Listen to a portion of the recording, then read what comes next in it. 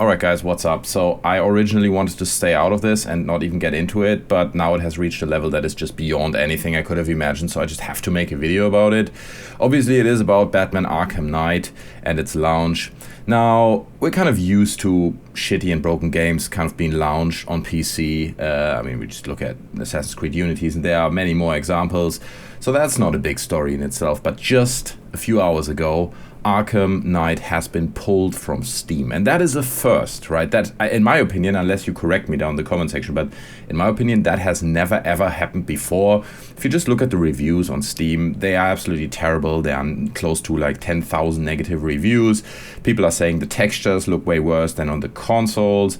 There's no ambient occlusion. The frame rate is locked to 30 FPS, and all these kind of things. On top of that, the $200 Batmobile edition, I don't know if you remember that, kind of a special edition of the game, was cancelled completely due to problems with the quality of the model. I think, or that's what I heard at least, that the work on the model has been outsourced to another company, and I don't get this, right? Like, DC produces incredible toys. They have their whole DC collectibles department. I have toys from them myself. They are flawless. They're absolutely awesome, well sculpted, beautiful. Everything's perfect with those figures. So why do they outsource the making of a Batmobile to some shitty company to only then turn it into a marketing disaster because it can't launch? On top of that, all the previous PC versions of the Arkham games, whether it's Arkham Asylum, Arkham City, even Arkham Origins, even if it wasn't from Rocksteady, worked really well on my rather slow PC. They were running perfectly smooth with 60 plus FPS. I was really happy with those. I mean, yes, Arkham Origins had a few glitches. It wasn't a great game, in terms of finish and stuff. But nonetheless, it worked and it ran and I could finish it. And it was nowhere near as close to the disaster that Rocksteady and Warner Brothers are putting out right now. So apparently they also outsourced the production or the portation of the PC version from the console to another small company for 12 employees. And again, I don't get it. Rocksteady and Warner Brothers, that's a big company. They've got a lot of resources. They could use so many people. Why do they put such a small emphasis on such an important thing as a PC port? So what is this all about, right? Where is this coming from? And this is where this story actually gets interesting, because it has never happened before that a game has been pulled from Steam. So what is the big change in Steam since previously, when other games launched that were really in a crappy state?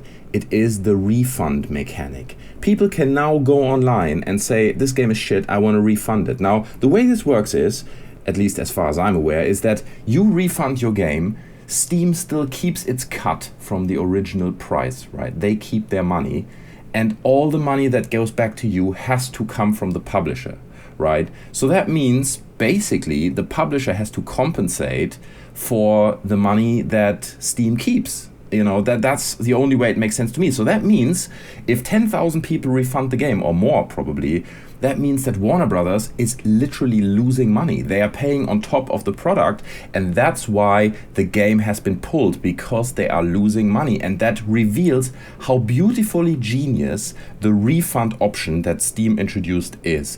It is absolutely genius because it scares the shit out of publishers. Next time you're going to put out a game that is really, really bad, you're going to think twice, because I'm just assuming here, I don't know if this is true, but I would imagine normally how this works, that Warner Brothers put a lot of pressure on Rocksteady to say, look, this game has to be out on this date, cross-platform, across everything. I'm pretty sure Rocksteady knew that the game is in a terrible shape, but if you get this pressure from Warner Brothers, from your publisher, you can't do anything. So you put the game out, and then they basically now have to pay the price. And that's exactly how it should be. And that's why we've never seen it in the past. Because when Ubisoft put out Assassin's Creed Unity and it ran really shit and got 1 million of negative reviews on Steam, they wouldn't pull it because people paid the money anyway. And they're like, yeah, fuck off, you get a bad game. Yeah, I don't fucking care. You're gonna buy the next game anyway.